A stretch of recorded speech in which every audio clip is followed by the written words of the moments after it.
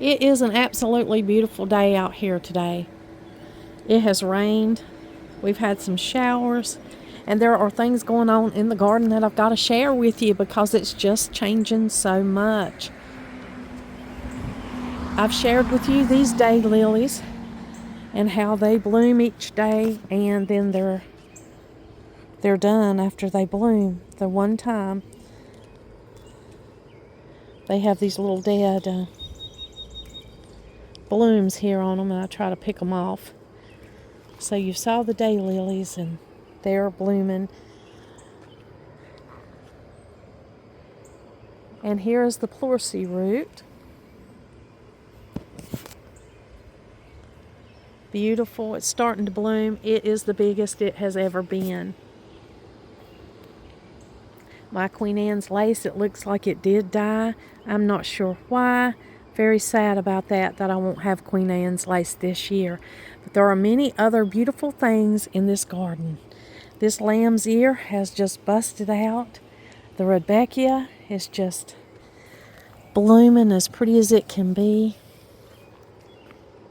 It was a long, good soaking rain. The passion flower's growing up the bed like it usually does. And then I've got these beautiful, beautiful echinacea, purple coneflower. And it is just beautiful.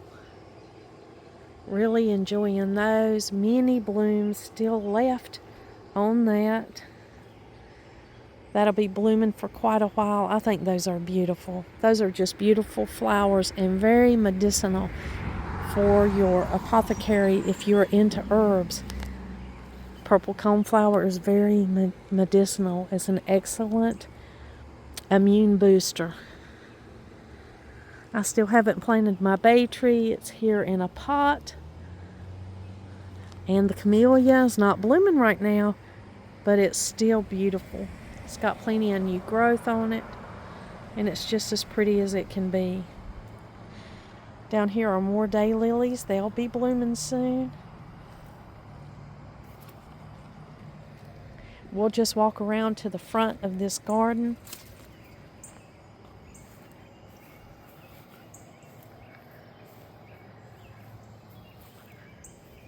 It is just so pretty. It's just busting with beauty.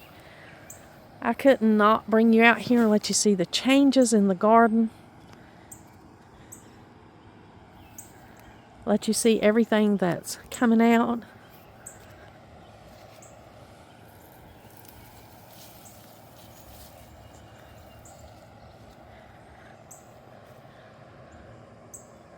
And just how pretty everything is looking out here. This is one of my favorite views of this front center garden.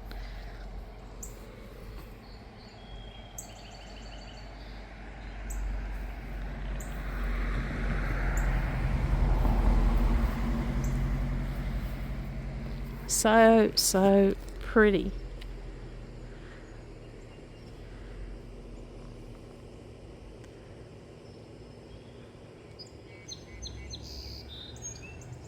When I pull into the driveway, this is just one of my joys to see this garden right here.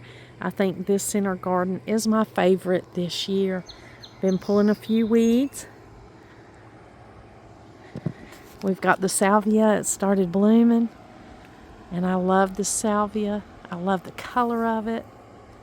It's just so pretty.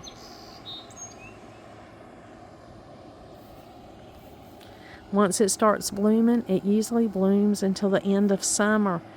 I did divide it. I did take out a lot of it this year because it had got so big down here that I took out quite about half of it.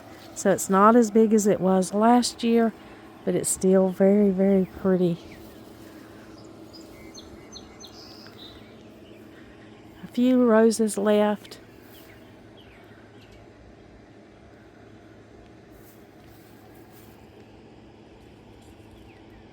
I am checking for Japanese beetles. It's about time for Japanese beetles to come out.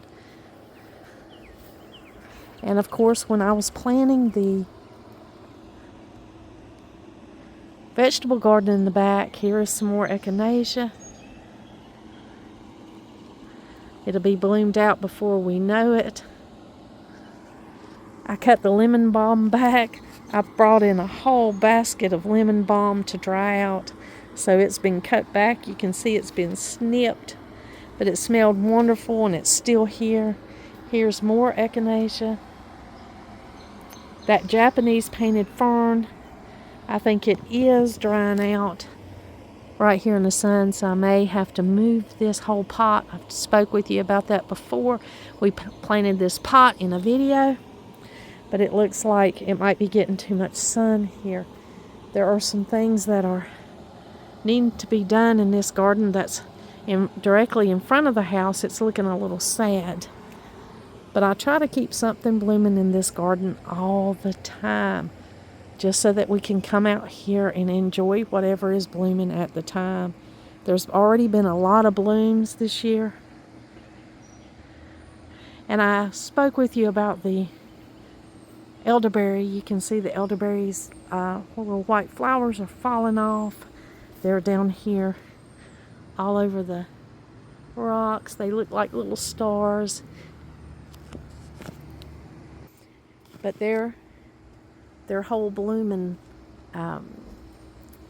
session is coming to an end this year, and it won't be long, and we'll have plenty of elderberries. The little white flowers are falling off. It's coming to the end of their season, and they're just falling, and we're just enjoying what few we have left. From the window, they're so pretty, and you probably are seeing them on the side of the road. If you have elderberry growing in your area, you're probably seeing elderberry on the side of the road blooming with those big, beautiful, cream-colored blooms. So pretty. Has such a good smell. I love the smell of it. I don't know, maybe some people do, some people don't, but I really love the smell of it. But those flowers are falling off, and the berries are setting. And it'll be time for the berries before we know it. We've got to give it time to form its berries so we can harvest them. And that's an exciting time. Now this bed needs a lot of work. This is the bed that had the clematis. And it was really beautiful, the blooms of the clematis. With a lot of rain, we've got a lot of grass and weeds right here. And I haven't added anything. I normally add a beautiful kind of, maybe a perennial in here, because I have daffodils that are down under here, daffodil bulbs. And so at this time of the year, I would normally just add some kind of perennial right here. But I think I'm going to get up this grass. I'm going to dedicate some time to pulling this crabgrass out of this garden. There is some spearmint that's growing in this garden. It grows freely, and you know it takes over, but I pull up a lot of it and give to friends. So we still have the spearmint that's here. The peonies have bloomed. There needs to be something planted in that container. But this little garden's looking a little sad right in here. But that's okay. We can liven that up and take some time and get that fixed right up. Over there by the window are the new baskets that will be planted. I'm going to plant those baskets soon. And we'll be hanging them right here where these two baskets are. And then we'll be hanging one out here, maybe two. Instead of this odd look with a big basket and then a small basket, I will probably maybe put two of the even baskets. We'll see how it goes. But I'll be planting those soon so that we'll have, beautiful container gardens and baskets hanging out here. And they will probably continually bloom, depending on what goes in them. But usually they'll bloom continually until the end of summer. But it's such a pretty, pretty day out here in the garden after that soaking rain. It's still sprinkling just a little bit. So I'm not going to be able to stay out here too long and show you what's going on out here. But I thought I would at least just walk you through and let you see this garden's still needing a lot of work. We've been focusing on the backyard garden, the vegetable garden. You may have already saw that video by the time I'm doing this video, and we did get most of the vegetable garden planted. There are some plants that we have not planted in the vegetable garden yet because it came a rain on us. But out here in this part of the garden, we'll soon be having beautiful echinacea blooms out here as well as there in the middle garden. There's lots of buds. We have still got to put a trellis behind this pink climbing rose that we have not trellised up yet because we've had so much rain. And what happens when we have a lot of rain is the ground gets really wet. And so when you're out here trying to put a trellis in, you know, you have it's a lot of work to get the thing to stand up. Donald did get the hanging basket hooks that we have right here. He got those shored up, and now that thing is straight, and that makes me happy because it was bending over, and that looks unkept. So I'm happy that we've got the hooks for our hanging baskets shored up right here, and I'll be excited when we can get those hanging baskets planted. Now over here on the side of the house, we've still got this beautiful clematis with just a few blooms on it. It is not quite blooming like it was. This clematis was loaded this year, and it was beautiful. There are just a few blooms left, and I enjoy every one of them. I do not take those beautiful blooms for granted. I look at them all year. As long as they're there, hopefully it may have a second blooming. Now we're in the perennial herb garden. It looks like the comfrey's coming back really good. I was a little bit worried about my comfrey. It got a little bit straggly looking, but then it's came really beautiful right here in the middle, and I love it. So glad that it's coming back really good. The catnip is really tall. There's a little rosemary. It's doing much better. Planted that last year. Here's oregano. That oregano is massive. It may even need to be thinned back. Here are our mullein plants. If you've watched Donald and I usually harvest mullein every year. We harvest enough to last us for a whole year. And when I harvested, there was some that had seeds. And so I planted those mullein in our garden, not knowing if they would come up or not, because they like a little bit of rough terrain. They usually grow on the side of the mountains.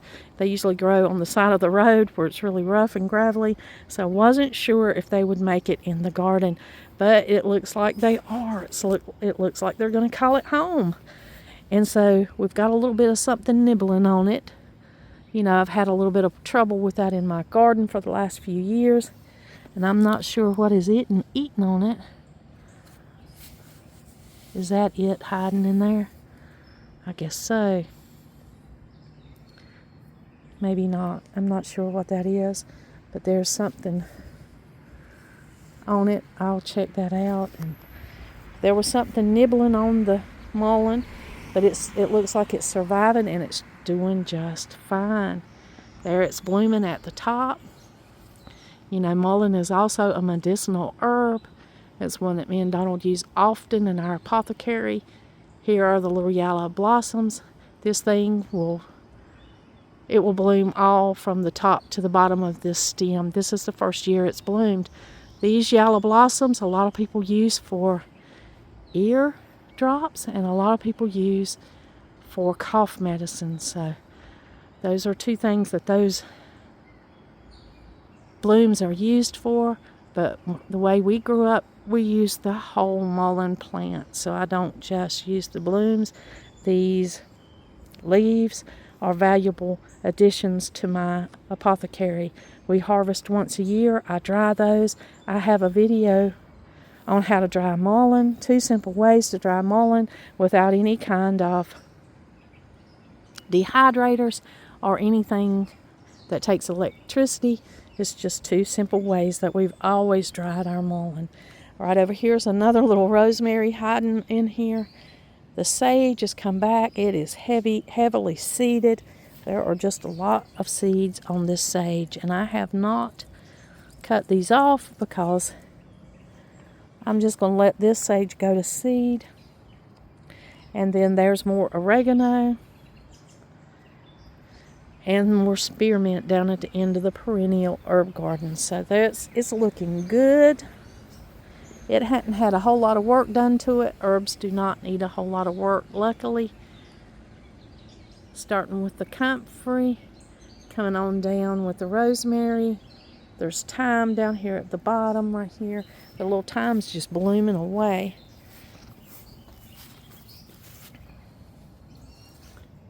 It's got these little delicate blooms on it, and the thyme is smelling delicious. It smells really, really good. And there's a little rosemary coming up on the side. May can give that, dig that up and give that to somebody. But that thyme smells good. It smells good to come out here and rake your hand across it and just smell it. The catnip growing. I've got a cat. He loves it. It makes for a happy cat. And then these oreganos, I've got to maybe take out some of this oregano and cut it down a little bit. That's a whole huge mound of oregano right there. Happy with the mullein growing in the perennial herb garden. Mullein is a biennial plant. It takes 2 years for this to bloom. So this has been here 2 years. And then on up, like I shared just a minute ago, we've got some of the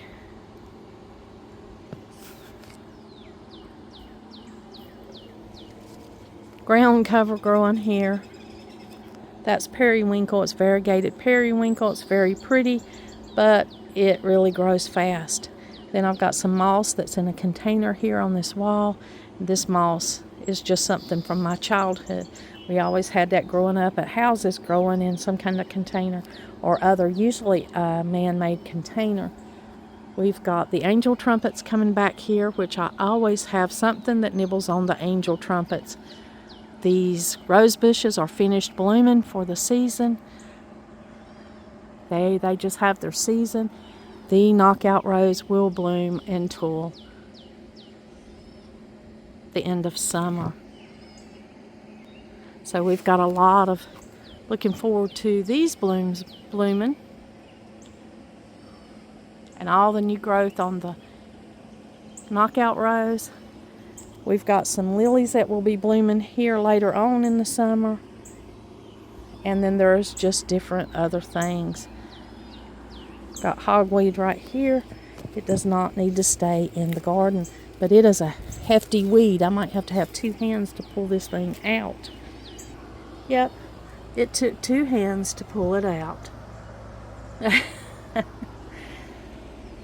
The irises are finished blooming. When it dries out a little bit, I will get out here and take off all the dead heads off of the irises. We'll put that lattice right there, or the support that we have that goes right here for that pink rose bush. We'll be putting that in when it stops raining. Everything else looks like it's growing great. It's growing straight up, taking its place in the garden, and it's looking really pretty. I look forward to going ahead and getting these baskets planted. That'll brighten this garden up, make it look much prettier. We've got some calla lilies coming right here. These are really pretty. I've got some out in the front corner garden. Don't know if they'll come back or not, but these have came back this year, and I always love to see them. Got some little Johnny jump ups here. Look how tiny they are. These have always been out in my garden. These little Johnny jump ups, and they are so cute. They're in the pansy family, and they're just a little bright spot in the garden.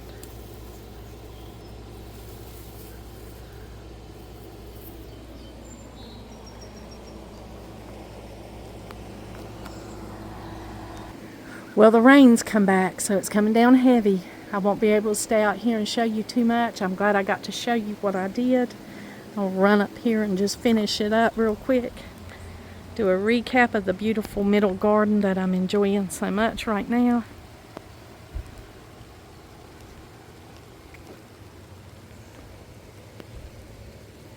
So you can see all of the changes and all the things that's going on with the garden. This garden is labor intensive.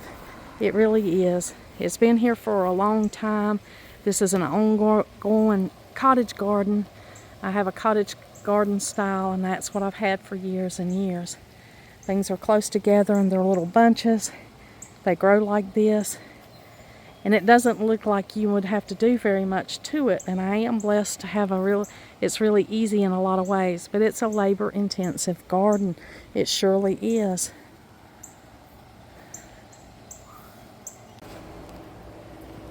Thank you for joining me for the garden tour. I got a little wet sharing the last bit of the garden with you here.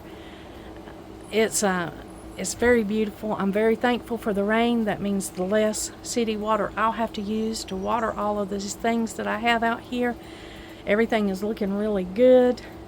There's always a lot of work to be done. There's a lot of weeds and some planting to do in a few areas, but the majority of it I am so pleased with.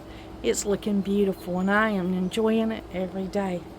What a beautiful, beautiful treat to get to come out here and enjoy this pretty garden. Summer's probably going to hit hard and hot this year. I think most of the garden is prepared to handle that, and I'm happy about that. So I'll be showing you future update videos, just like you see how things have changed, what is blooming at this time, and just take you through the course this season of this garden to show you what is blooming when at this time of the year around here. Thank you for joining me, and like always, until next time.